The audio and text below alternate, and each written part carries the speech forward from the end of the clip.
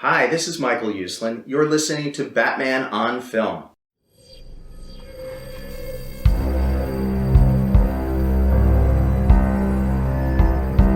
I'm vengeance. I have given a name to my pain.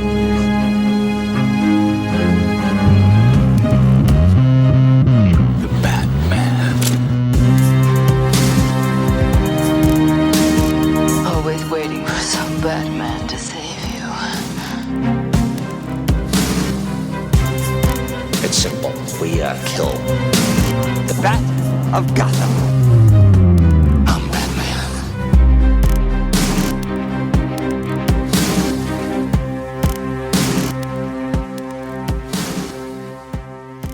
Hello, Bat family, and welcome to this episode, number 207 of the Batman on Film podcast.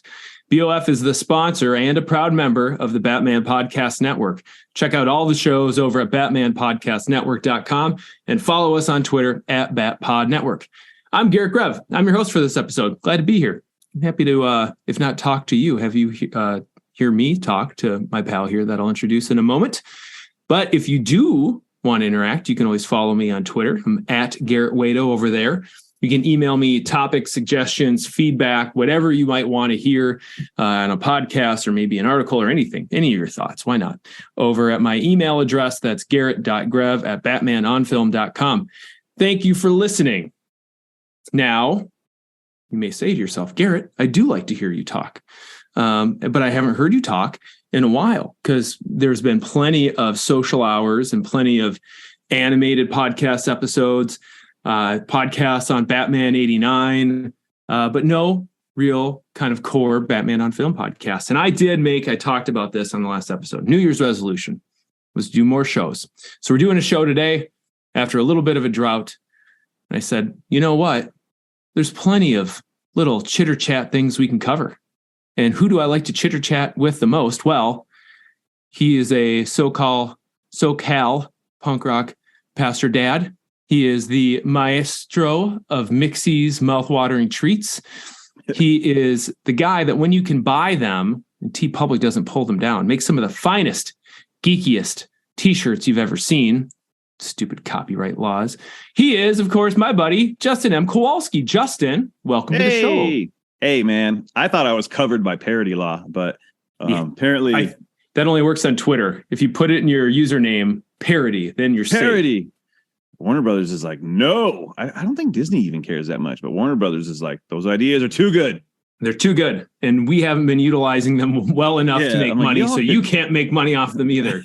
They're not that great ideas, but okay. Well, the reason I bring it up is top of mind. I'm wearing a favorite from the Kowalski collection. Oh, wow. From the Let's Go days. It's a little Batman 89 number. And, you got his eyes. Yeah, you don't know who that is. Yeah, the bat symbol, I guess, is there. I can't tell because I've worn this one so many times. I'm not quite sure how evident it is on a new one. But I would like other people to be able to enjoy these fineries. That's just a bummer. It was a top seller. My number one seller, no lie, was I made like an Adam West, and it's not like it's an unoriginal idea. I was like, I want to do one of those for Robert Pattinson. This is before the movie came out, was the Battinson shirt. Yeah. And I did a Battinson, and then someone wanted, oh gosh, I'm trying to remember. I did a red bat with like black text, and then someone's, can you do one that's reversed? I'm like, sure. Inverted the colors, sold all but shirts, man. So there's Battinson, and did you ever put? I know you're playing around with Pat-Man, and I thought it was just too close to Pac-Man. Yeah, I don't remember now, but Battinson was it. Battinson, and then the other ones were just like Keaton, Batfleck. Yeah. Like you can't really do Bat Keaton. Yeah, it was just like Keaton. Just Keaton gives beatings. Yeah. So, but anyways, those. I do have a Battinson shirt. I wear it regularly. It isn't as worn as the Let's Go 89, but it is also a favorite in the rotation. A lot of times I've gotten.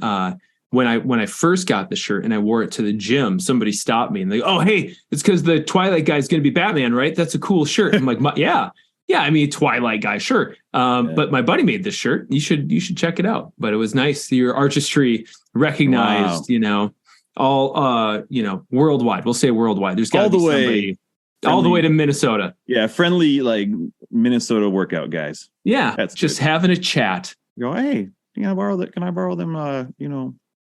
Them dumbbells, don't you know? Yeah, that's exactly. There's a lot of is this your machine? Sorry, didn't mean to bother you. Finish up. Have a good workout there. What about this weather? Hey, speaking of weather, so we're recording this. I think I don't know if I mentioned it in the introduction. It is March 17th. And while we haven't had one of these episodes since the end of January, when we reviewed the DCU chapter 1, half 1. Really?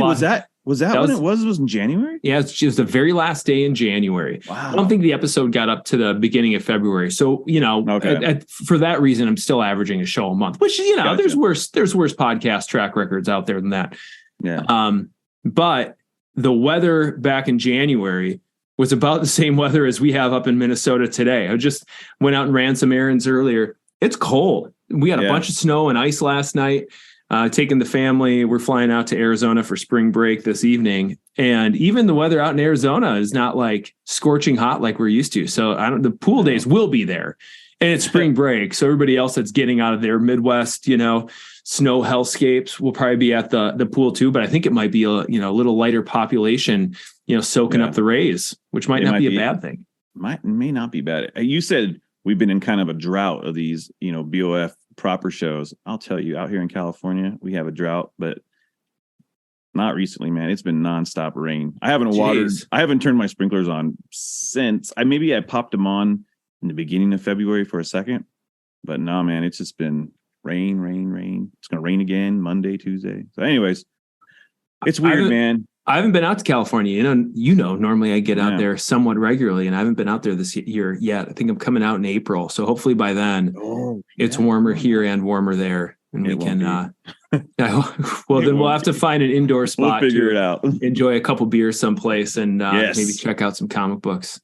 Hey, those are nice. All right. Speaking of things to check out, we've got a couple little news items. Some long speculated things that have turned out to be true in the recent past here in the last couple of days. Yeah. You gotta be kidding me. Yeah. Something actually ends up, something everybody thought was going to happen that's actually going to happen. And then something that, a lot of us had heard very well could happen. That sounds like it might not happen. But before we get into that, we often do. Listeners, please don't tune out. Don't delete the download. I know this is going to be heartbreaking for you. We typically do an episode or a segment of What Are You on every podcast episode, but we're going to replace that because along with the news that we have about movies and movie directors and what have you, there's been a whole batch of new McFarlane toys for an upcoming feature.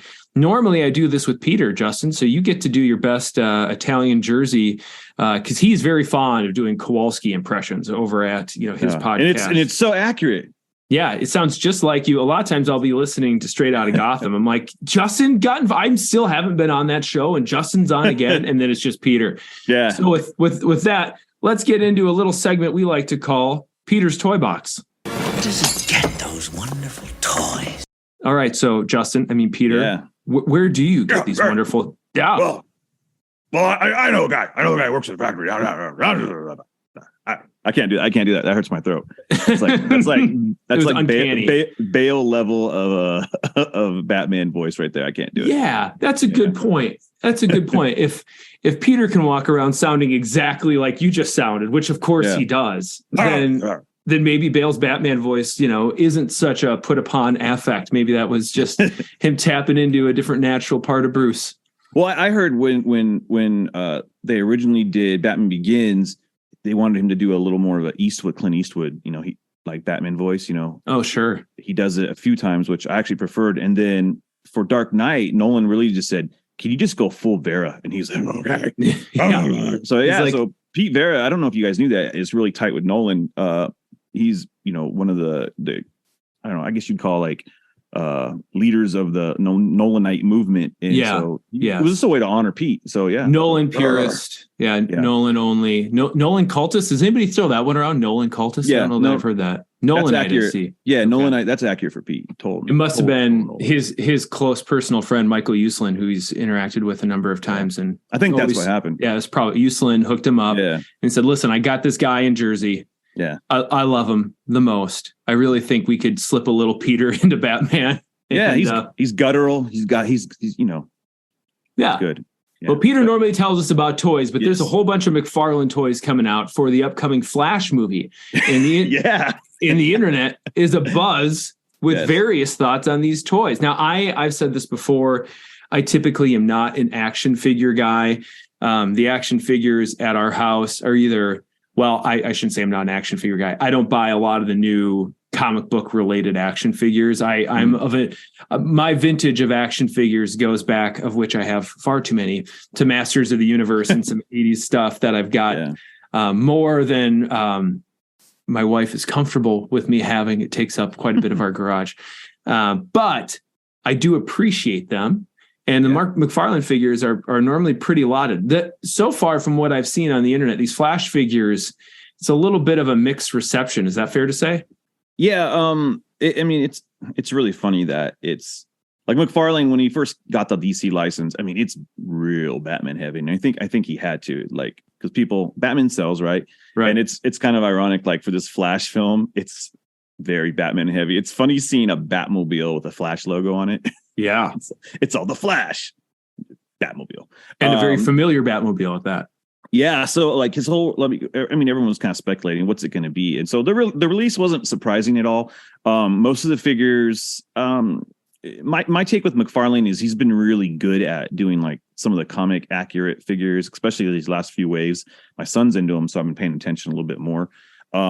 His, real life actor likenesses are a little more off. The first ones I really noticed were the Zack Snyder ones. I saw a couple, and I was like, I don't know if these look like the actors as much as they could. But these ones, they're all right. The sculpts on the faces are it infers. It's like, oh, I think that's Michael Keaton. It's Keaton-esque.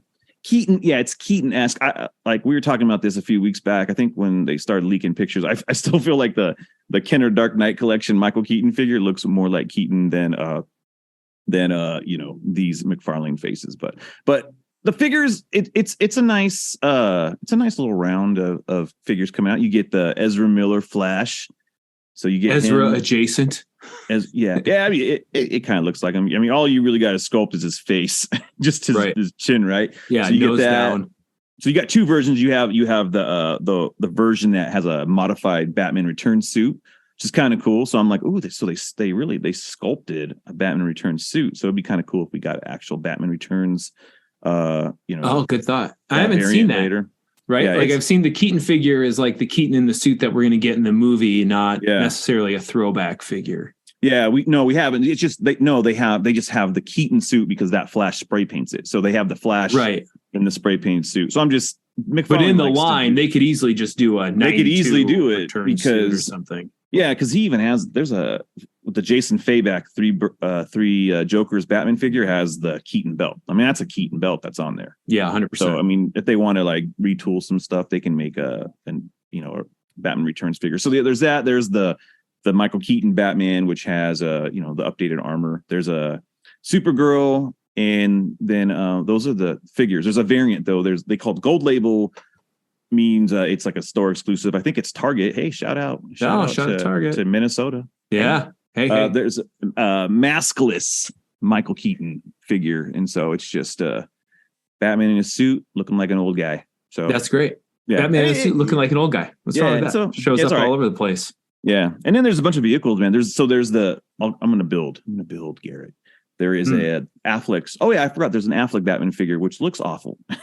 Yeah, that it looks like he's got like some lip liner on or something. Oh man, he's going out for a night. I'm gonna tell you, dude. That's a choice. I don't know how the toy industry works, but I'm like, you had a Batman like Affleck sculpted head. It looked all right. The one from Zack Snyder's Justice League Batman figure. It was the tactical suit, which that's always funny because Batman's suits are just all tactical. But right. There you go. But I feel like you guys you had the face down. This one looks really weird. It looks like a horse, man. I don't know. It's like a horse face with lipstick.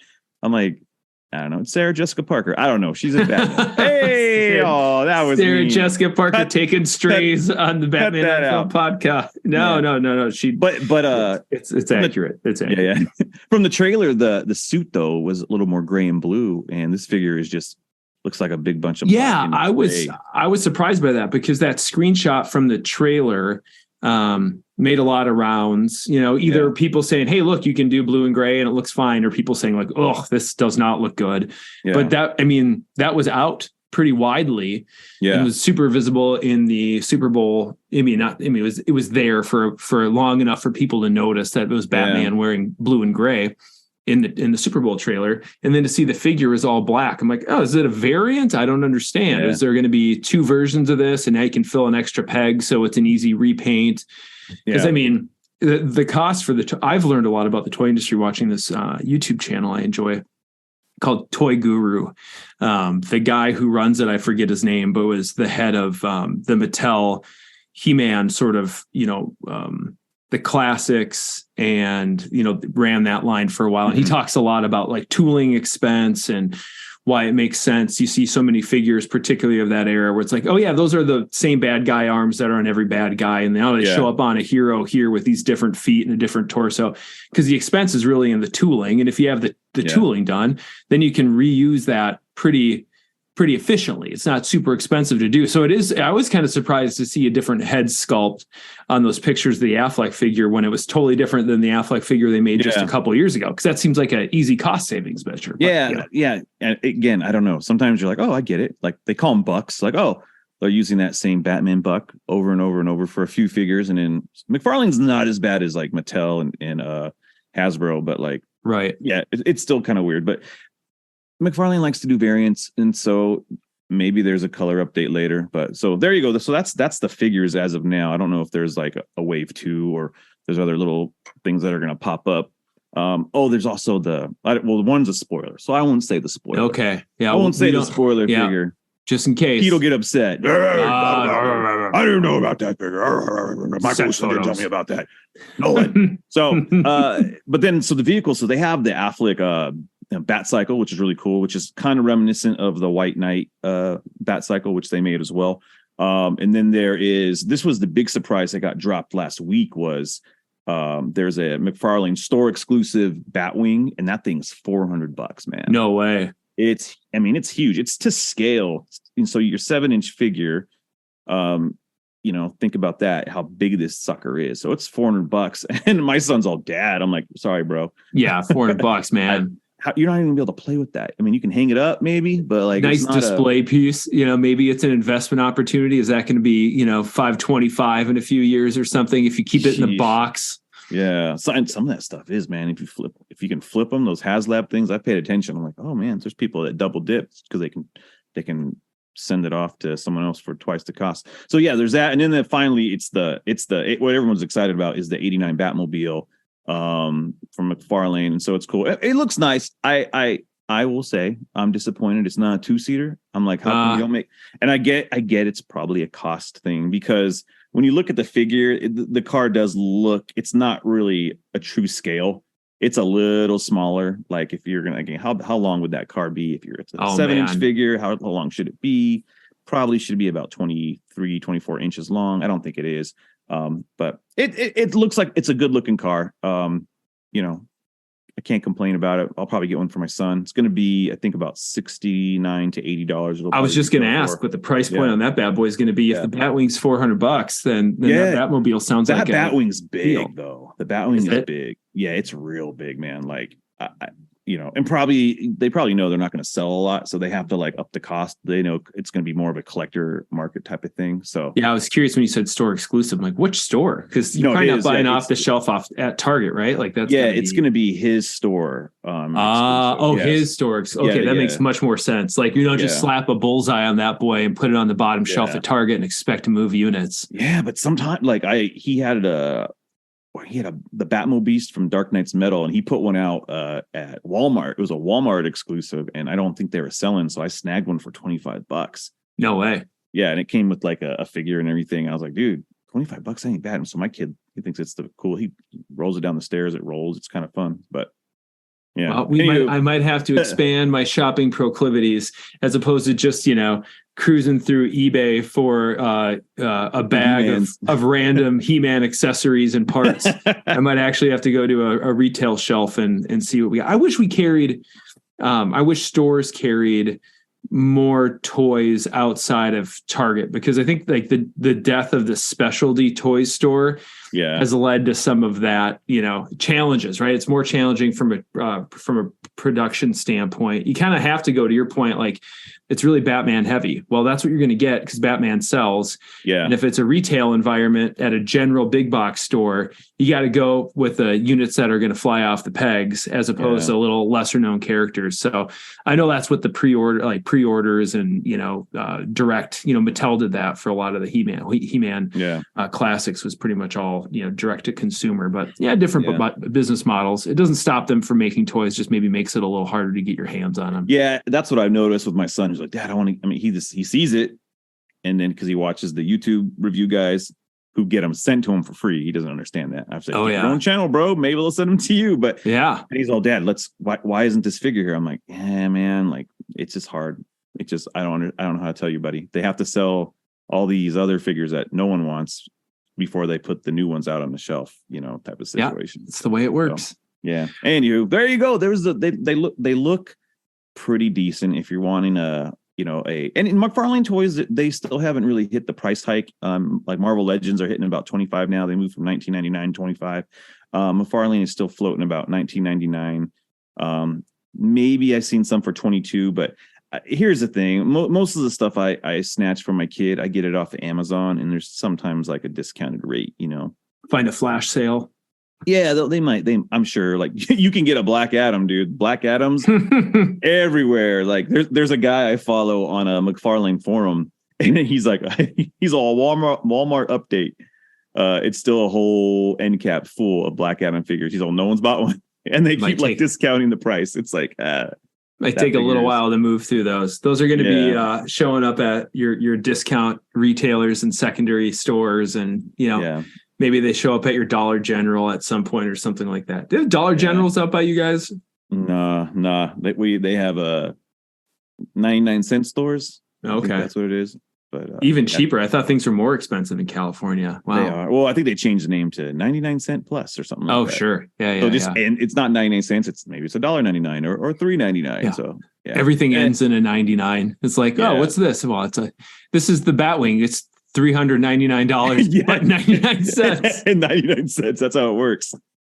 Well, one last thing I heard. I heard the capes on these leave a little bit to be desired. Is that true?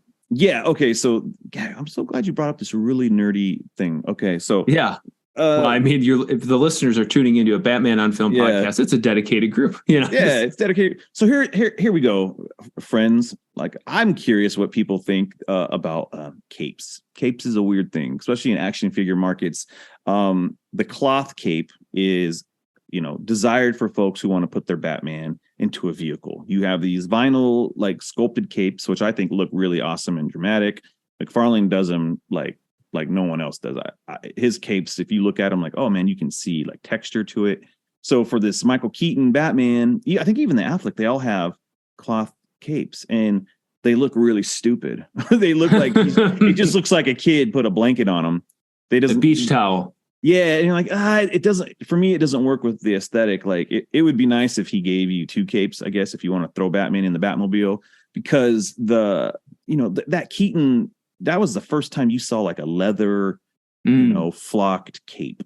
Like, it looked like Batwing, heavy, right? Had some weight to it. And I just don't think it works. I was looking at I looked at a review he did for the Nolan. Hey, speaking of Nolan, the Nolan Batman, and man, the texture on that looks great, and that was a cloth cape too in that film, right? Yeah, the memory cloth. But the cape that begins. It looks like the heaviest cloth you've ever encountered in your life. Yeah, like a weighted blanket or something. But it looks very cozy as well. Oh yeah, it looks very cozy. Curl up in the old bat cape and have a nap after a long night of crime fighting. And then you put your hands in it, and it goes, and you just kind of, hey, I made a tent. So right. Yeah, but so he does a great job with these textures, and I'm like, oh, what a bummer that we didn't get a sculpted cape. So hopefully he puts another variant out.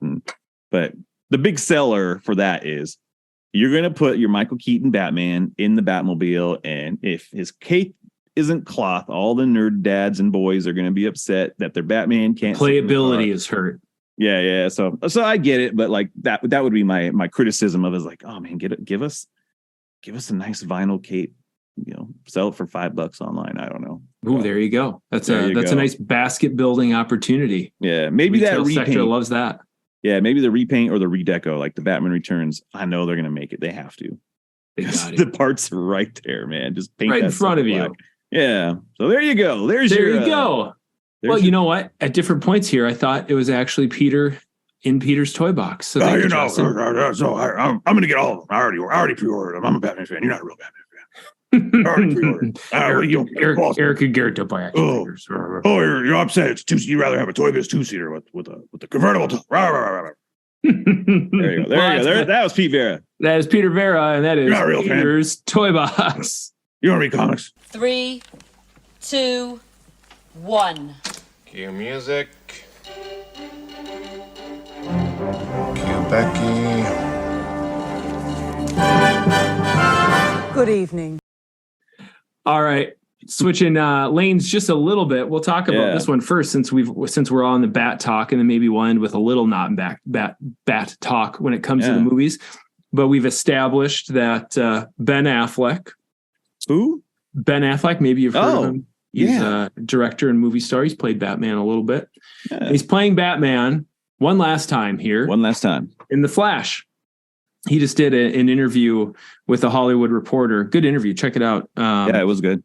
But he talks about a ton of different stuff in there. He said this before, and then he touched on it again, that this was his favorite experience playing Batman. Got to have fun with it, kind of got into the role in a different way. So that's very encouraging for a certain number of minutes. If no one wants to know how many minutes, he threw a number out there. I think it's going to be less than what some people were purporting it to be.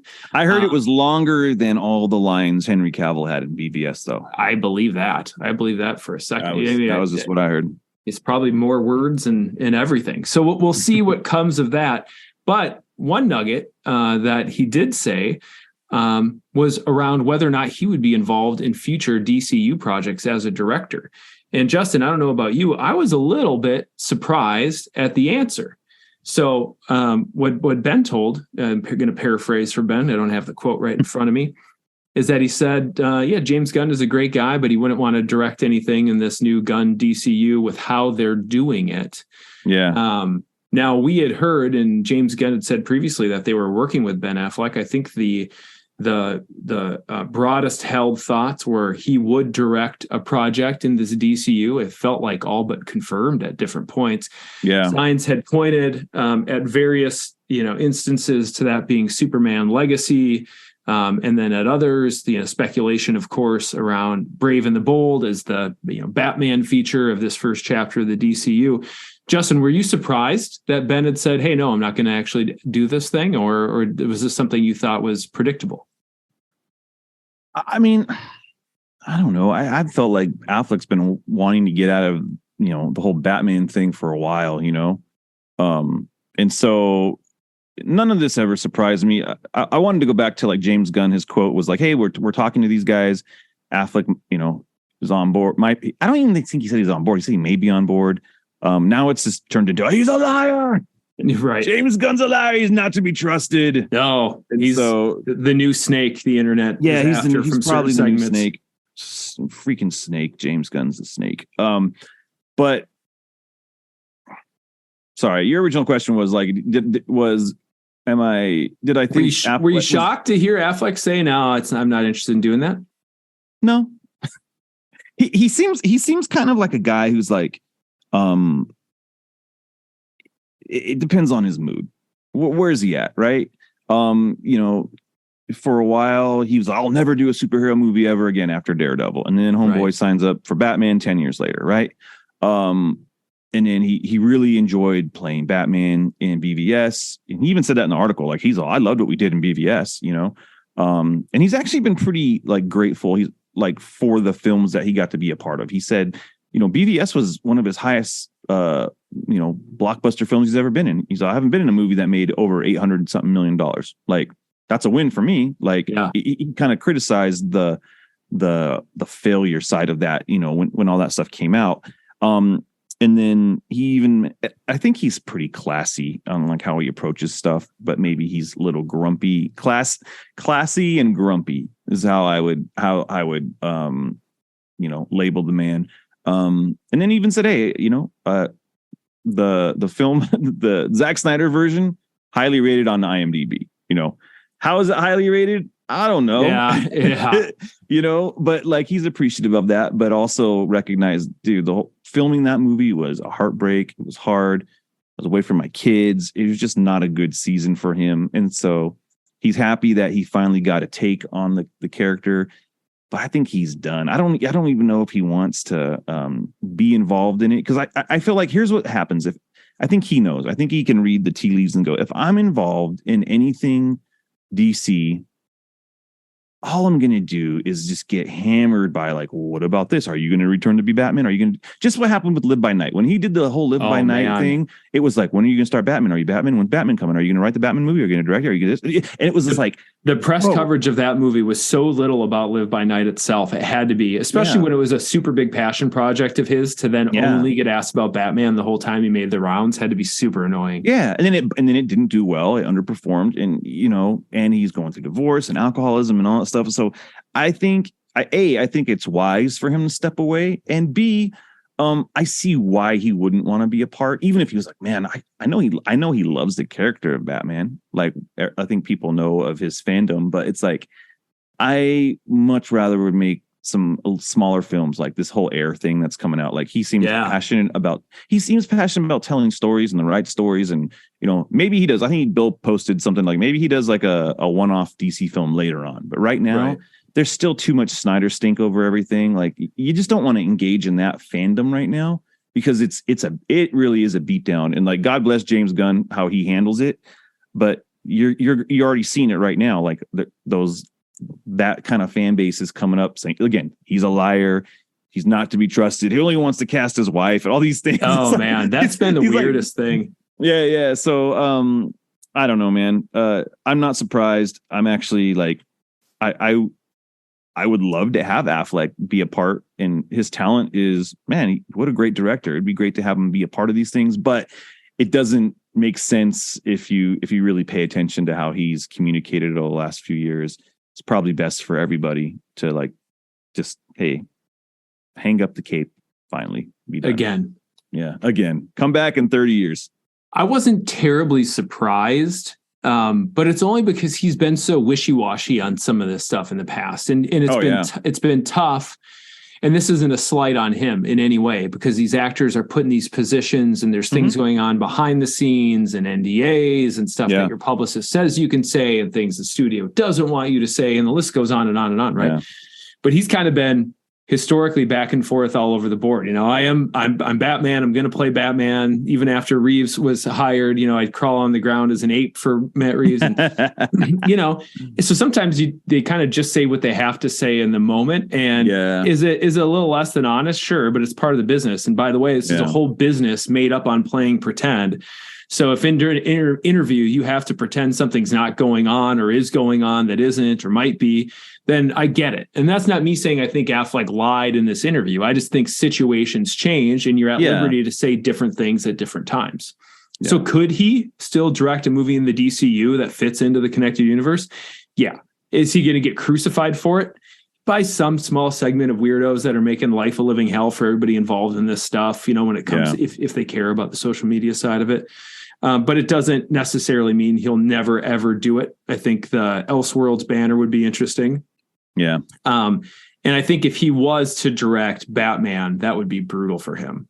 I also always wonder around, like, what are the people close to him telling him? What's his wife saying? Hey, do you really want to do this? What's his old pal Matt Damon talking about? Is Kevin Smith giving him any insight or what he, I don't know who the guy takes advice from, but I think these things can be fluid. And it also doesn't mean that he hasn't given ideas or shared his thoughts with James Gunn, because that's what, James had come out and said early on as they were talking with with Affleck, and that he was helping them think through. Kind of basically said he was in different words, part of his board of directors. He was getting some consultation from, which is just fine. I think, you know, we take that and hear it and run in different directions of what might happen or could happen or speculate here and there. And if it doesn't turn out to be that, then some people get upset, but it's just all kind of silly to me. Just let's watch what happens. Enjoy what's actually going on. And, you know, in the meantime, we can speculate, but don't get upset if the thing you thought was going to happen doesn't end up happening. I mean, I'm still holding out that he's going to be Batman in Brave and the Bold. Yeah. Right? Hey, I mean, James, there's a multiverse, you know, hey, it doesn't make, you know, how many times do you see that online? Why not? Why can't we have this thing if there's a multiverse? Yeah. It's time for the clean break. And that's kind of my final thought on the whole thing. You know, it is what it is. Yep. We move on. That's what we do in life, Justin. You just keep marching forward. That's all you can do. Let's move on, Garrett. What's next? Well, you know what? Speaking of Affleck and directing stuff, the project I thought would be really interesting for him to have a go at is now no longer available. Crap. So, yeah. Maybe you didn't see this, Justin. Maybe I have. First he was versing Superman, now directing Superman. Yeah, I thought that might be a really kind of fun fit, but no, it is not to be. I think it was actually your boy, Mr. King, that kind of broke the news out of schedule. Old Tommy had said, you know, James is going to direct this thing before that was official. And of course, when they talked about Superman Legacy back in January at the big project unveiling, Peter Safran was quoted as saying he really hoped they could convince James to direct it. And of course, we knew at that point that James Gunn was actively writing the script. And now it is official. He will be directing as well. Justin, what was your first thought when that news was confirmed? Yeah, I was kind of like when Peter Safran kind of like said, "Oh yeah, we hope that, you know, James directs this," like at the unveiling of everything. That was kind of the first clue. Like he wouldn't say that publicly if it wasn't a conversation. And so, and then at that moment, you get a lot of folks that I feel like they've never seen a movie by, you know, a director before, where they're like, "Oh, it's going to be Superman farting," you know, like it's all going to be 80s soundtrack and penis jokes the whole time. And I'm like, I haven't even seen a fart joke movie with James Gunn, by the way. Like, what's that all about? Like, there's some lightheartedness and some, but then there's like these tender moments, and I'm like, man, James Gunn, who can make you cry with a freaking tree, right? Like, seriously. I think he gets heart in Superman Needs Heart. And I think the post that the thread he put on Twitter the other day about, you know, his father and the conversation with his brother, the release date is his dad's birthday. Just, you know, how his dad, you know, encouraged him and fostered like his love of just kind of his nerdy culture. It was really sweet. And I'm like, there you go. That's, you know, that's a Pa Kent moment right there. You know, I really don't have an issue with James Gunn directing it. Good directors are good storytellers, are versatile. Like, you know, Steven Spielberg directed Schindler's List, but he also did Jaws, right? Like, am I going to say he can only do, you know, horror movies based in the water? No, like, no, it's such a myopic way of viewing this stuff. But I think, you know, the loud comic book fan guys, they just don't know any other way except to be angsty up and upset and to pigeonhole folks. It's just kind of a weird way to go about it. For me, I'm like, man, James Gunn, I like most of the things I've seen. I don't know if I've seen every one of his films. Some of them are really hard to watch. Some of them not in like, oh, I hate it. It's just like, oh man, like that's rough, but I get it. You know, what's the Rainn Wilson one where he plays a superhero? Oh, with freaking Juno. I can't think of that one, but yeah, I mean, that was, it was kind of a dark comedy, but there was like some uncomfortableness to it. But I don't think that's his approach with Superman. He's not trying to make Superman like a weirdo. Like, it sounds like he's reading the right books. Like, he had that, even Greg, you had your little exchange. Yeah, I got a little JG interaction. JG connection point on the old Twitterverse. Yeah, he's reading Man of Steel. He's like at the exact same point in the hardcover collected editions that I am. Yeah. And, you know, that thread, you know, some goofballs found it. And I didn't realize there was like a John Byrne. hate segment. Like, there's a lot of folks out there apparently. Well, at least there's some people on the internet that were like really trying to hate on the John Byrne, like the greatest run on the character ever. Yeah. Like, well, John Byrne got real cranky later on in his career. I think that it may have stemmed from that, but it's people have such a hard time separating the product from the artist. Sometimes I'm like, go back and read these books. I don't know what you're talking about. They're outstanding. I can't. He's a MAGA Superman was what I saw. I'm like, first of all, John Byrne's Canadian. Yeah. And he's English Canadian, but then ultimately to the United States. And these books were written in the 80s, you know? I would say Reagan, and it's not even really Reagan. There's some shots at Reagan in those books. Superman's fighting a capitalist, you know. Lex Luthor is a corrupt businessman. I don't know where it comes from, but source material. So Man of Steel, along with All-Star Superman. I think any artwork he's basically shared related to the project has come right out of All-Star Superman. Big galoot was his word, which I think but here's the thing, when he says big galoot, I go immediately to Superman for All Seasons. Like, that's the big galoot. And so All Seasons, I think All-Star is depicted that way.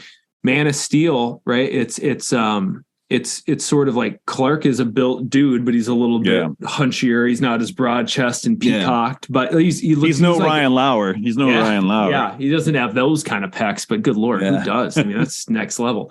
Go to the gym, multiple times a week, just trying to catch up with Lauer. I got to get my Lauer standard, man. The Lauer standard. It rises again. And there's some people we got to thank for at some point for some of the catchphrases. The Lauer standard is a high bar. Yeah. But I think you're right on. We think about a storyteller that's gifted, has the ability to tell different types of stories.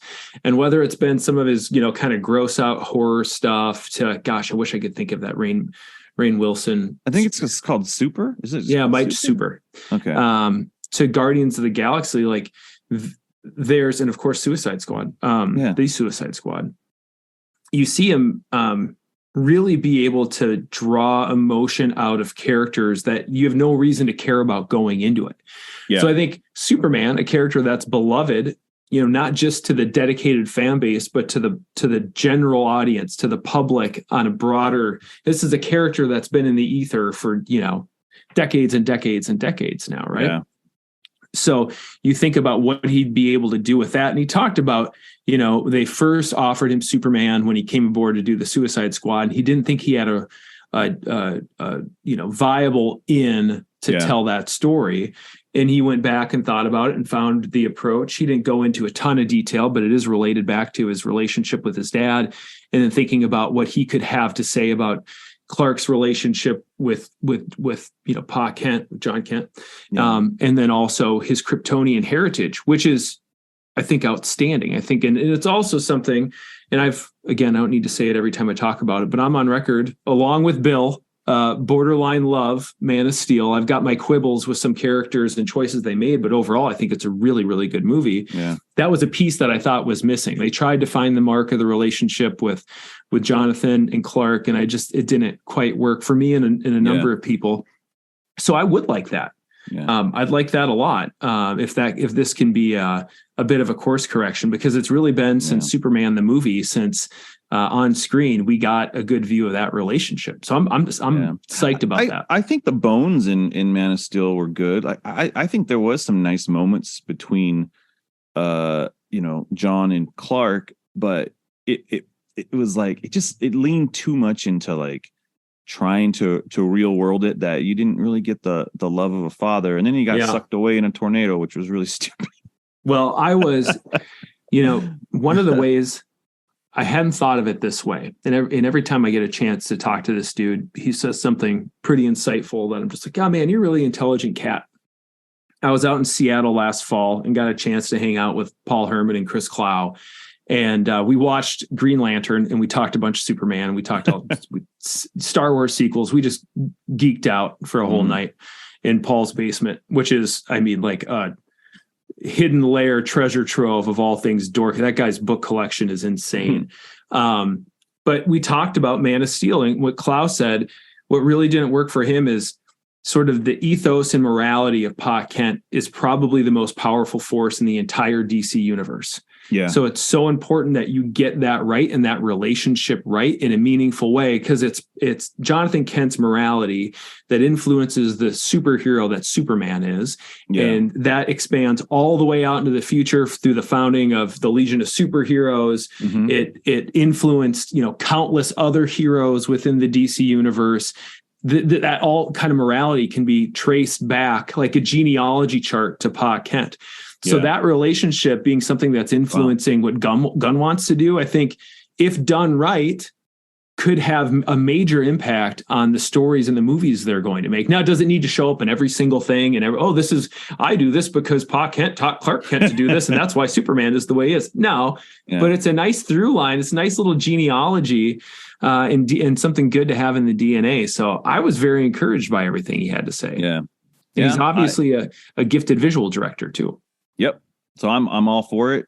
I'm excited for it and can't wait. I'm kind of like, I mean, obviously it's a different story than what he would have had like 4 years ago when he was approached. But I was like, sure. I wish he would have said yes then. I could. What might have been? what might have been? Like, who knows? Who knows where we have been? But yeah, I'm not cautiously. I'm just optimistic. I'm optimistic for the future. Yeah, and I think I don't want to prejudge anything and tell myself I'm going to love this movie no matter what, or I'm going to hate this movie no matter what. Like, I think that's a silly thing. You got to see it. It's just what I've heard so far makes me want to see this one. Yeah, we'll see. I'll wait for the first trailer. Well, other big news, Justin. It's March.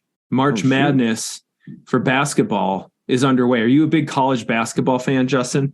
Oh man, I mean, if you listen to Pete Vera, I am. Yeah, the biggest. You love. There's nothing more than you love. California ball, man. NCAA basketball in California. Yeah. That's all you like. It's all I ever hear you talk about. Actually, I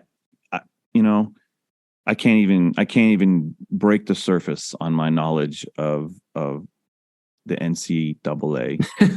Right? You got all the letters right. That's good. Is that right? Yeah. I was like, oh, okay. I can get them mixed up very easy. So listeners that don't know Justin as well as we do would know that maybe Justin is not the world's foremost sports ball fanatic, which is just A-okay. And if you, like Justin, you don't eat, breathe, sleep, athletics, and competitive organized sports, there you might be aware that this time of year is a big time to fill out your NCAA tournament brackets. But if you're just a little bit nerdier than you are a jock, there's an alternative for you. And our pal Ryan Lauer over the Batman Book Club has his, I should pull it up. What's the terminology? The greatest Batman artists of all time? I don't know if it's greatest. It's just like the top. Influential, iconic. Yeah. I'm trying. I got to find my bracket. Now he told, so listeners, that's up. You can check out the Batman Book Club's podcast. You can't fill out a bracket anymore, but the voting is up, and of course it's Fast and Furious. That handle is at the Batman BC. Now, Justin, I filled out my bracket. I know you filled out a bracket. I think you and I took different approaches to our bracketology. Have you seen my bracket? No, but I talked to Lauer about it. Oh, did he tell you about my bracket? He didn't tell me what you filled out. He said you took the personal favorites approach, and I took the who do I think's most likely to win out each matchup approach. Oh, okay. Man, it was a rough bracket, I'll tell you. Dude, he had some killers, like straight out of the gate matchups where I'm like, you're going to make me choose between these two artists in round one?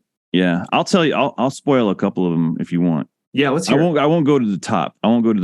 And here's the thing. I surprised myself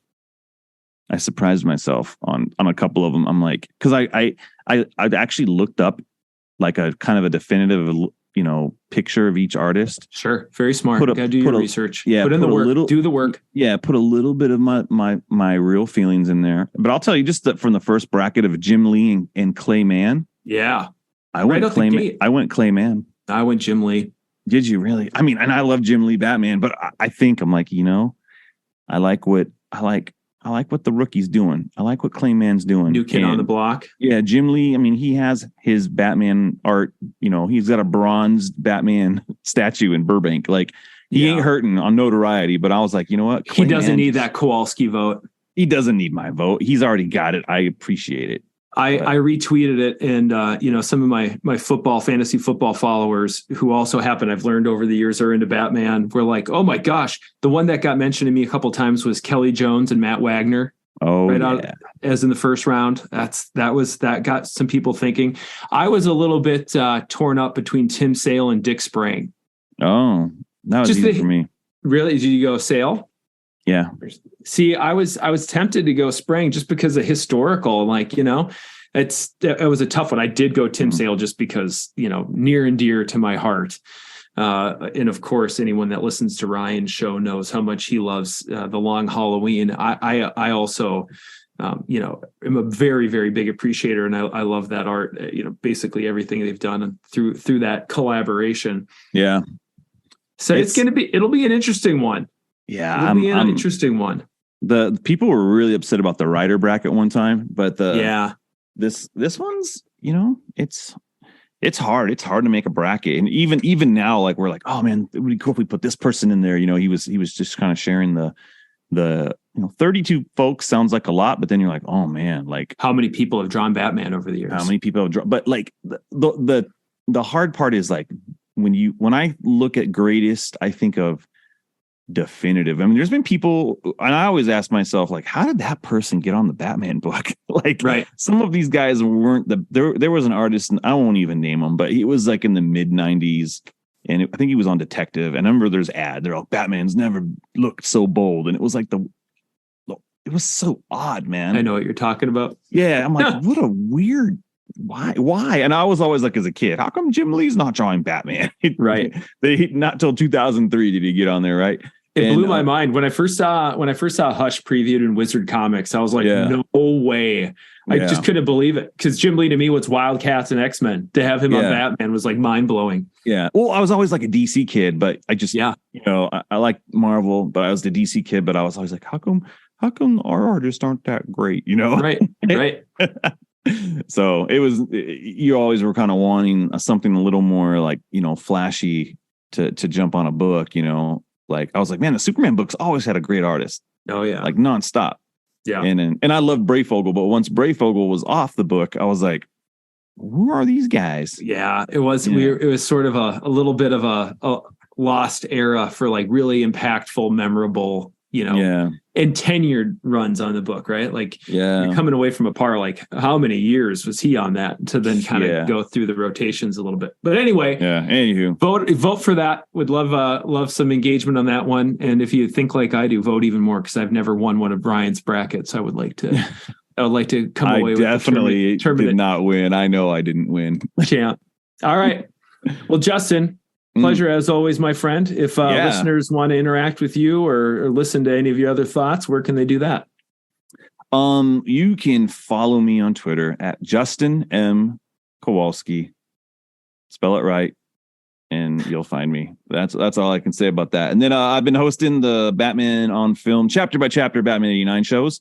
I didn't get one this week. I've been real busy. I'm hoping to get back on real soon. But there was an episode I did. I got to chat with FJ DeSanto. We talked just a little bit about just the cultural impact of Batman 89, things that we liked about the movie, the era, the time, because I will tell you this, that movie was a cultural phenomenon. Oh, worldwide. What a time to be alive. Never seen anything else like it. And if anyone says opposite, they were probably on drugs. I don't know. So there you go.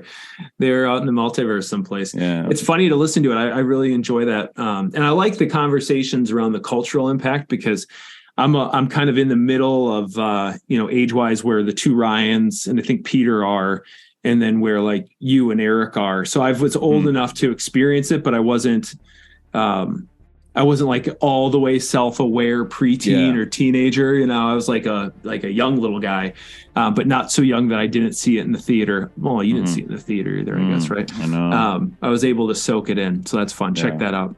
Good Listeners, if you want to hear more from me, you can keep tuning in to this feed. And whenever I'm on an episode, I've been on a couple with Bill in the recent past. And then, of course, the BOF podcast, when we drop new episodes, you can check me out here. If you want to keep the conversation going, because I'm a chatty fella, you can do that over at Twitter. Interact, please. I spend too much time there. Convince me to spend more. I am there at Garret Wato. That is GarretWato. If you're looking for news updates when we're dropping articles, podcasts, mailbags, any of those things, you can follow the Batman on Film at the Batman on Film, all one word. If there's anything you'd like to hear about in upcoming episodes, I mentioned it early, feel free to drop me an email. You can do that at garret.grev@batmanonfilm.com. That's garret.grev@batman-on-film.com. And remember, dear listeners, it's not who you are underneath, it's what you do that defines you. Thank you for listening. You have been listening to the official podcast of the one and only Batman on Film website. On Twitter, follow BOF at Batman on Film and the Batman Podcast Network at BatPod Network. For Jet and everyone at Batman on Film, I'm announcer Rachel. Thanks for listening to the authoritative, definitive, the original Batman on Film.